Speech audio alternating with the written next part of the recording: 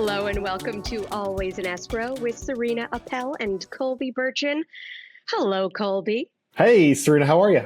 I am thoroughly inspired today because we are speaking with John J. Shumaker, or Shu as we like to call him, who is the COO of Miami City Ballet. He's a Kentucky native and a University of Kentucky at Gatton School of Business graduate with a passion for the arts. Shu spent 10 years in public accounting and the past 6 years with the Miami City Ballet. Shu, welcome to the show. Thank you, Serena. It feels good to be here today. Looking forward to talking with you all. I'm really excited, Serena, because I feel ballet is, very relevant and people love it. So, Shu, I'm going to get right into it. What motivated the city of Miami Beach to propose a 2022 Yes to Arts General Obligation Bond? Great question, Colby. So in about a year ago, March of 22, the Finance Committee of the City of Miami Beach had a very bold idea.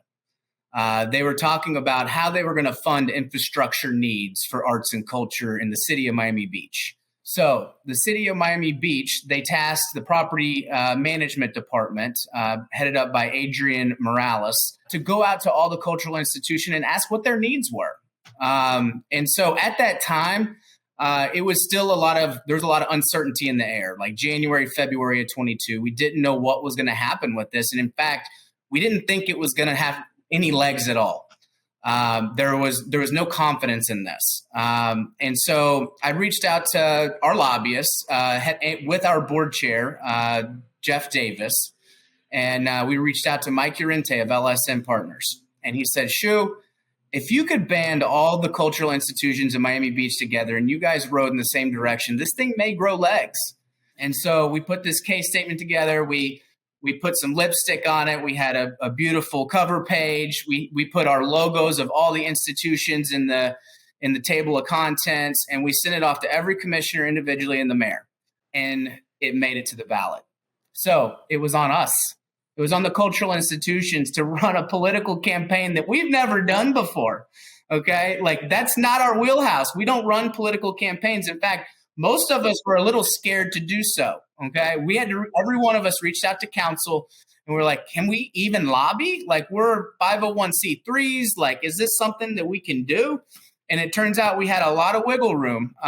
We're not lobbying for a candidate, right? This is a very non-controversial type of item.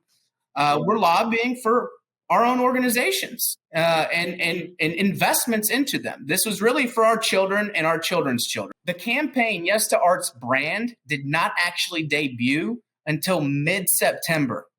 The ballot hit November 8th, right? That was the vote. November 8th was the vote. Mid-September, we literally only had about less than 2 months for this brand to build itself. We were asking every institution to put up financial resources, people resources. We were working the polls. We were creating videos. We were doing social media posts. Kivit created this thing called a marketing toolkit that we could give out to the institutions, and each one of the 14 institutions could get creative with what they posted out on social media. And so this was a $159 million general obligation bond for arts and culture. We paid for these polls throughout. So we did a deep benchmark poll at the beginning, and then throughout we did these little spot polls, is what they called them.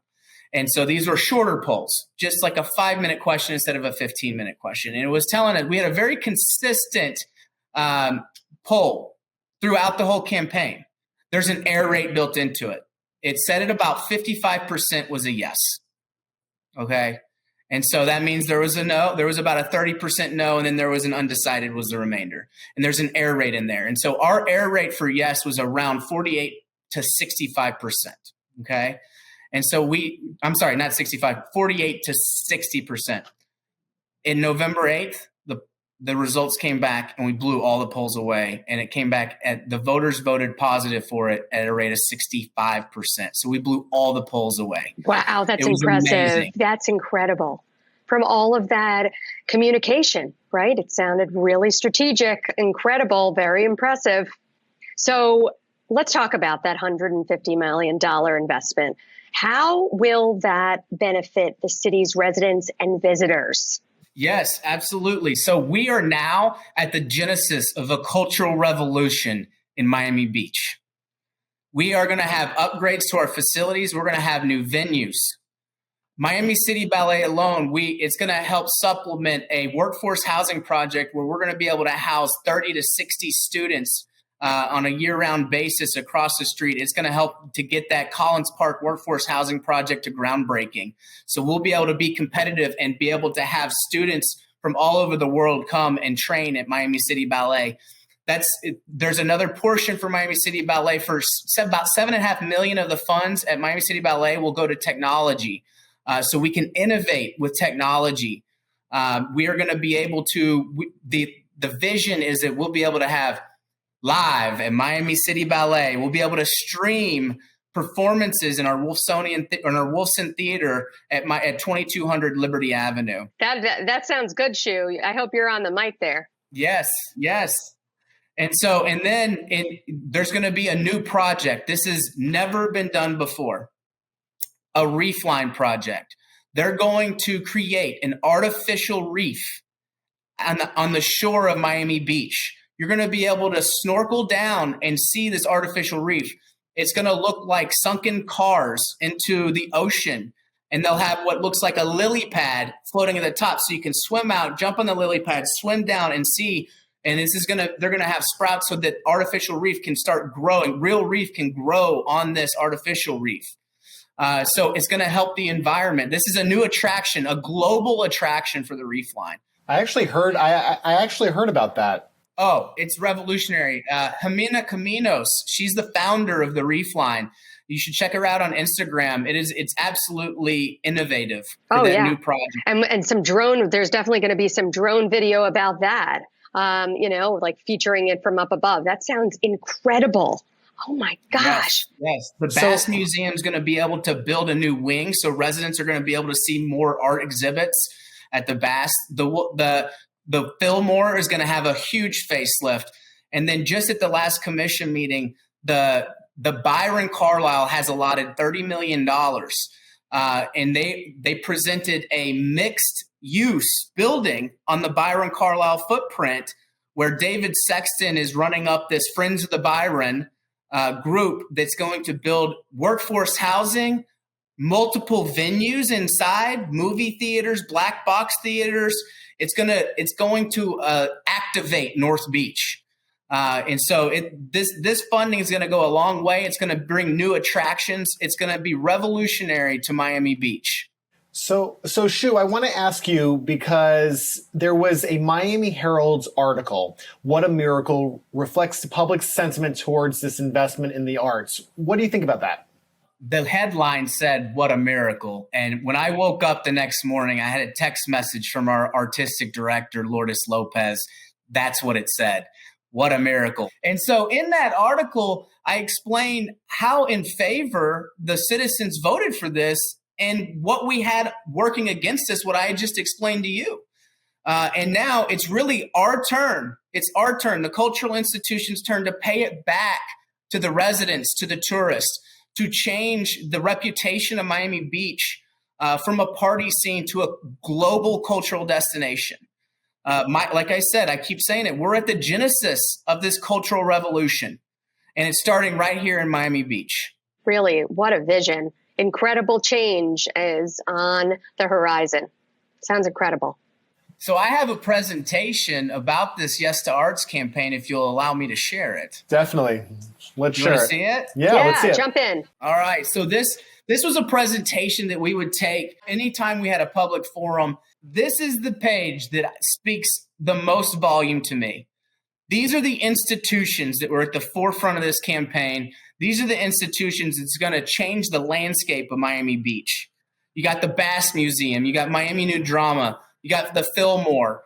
You got the Miami Design Preservation League. You got New World Symphony, goodness sakes. You got the Holocaust the Memorial. You got the Miami Beach Band Shell. You got the Wolfsonian, the Jewish Museum, Miami City Ballet, a new citizens, the senior citizens venue in North Beach is with the Unidad is going to get a facelift.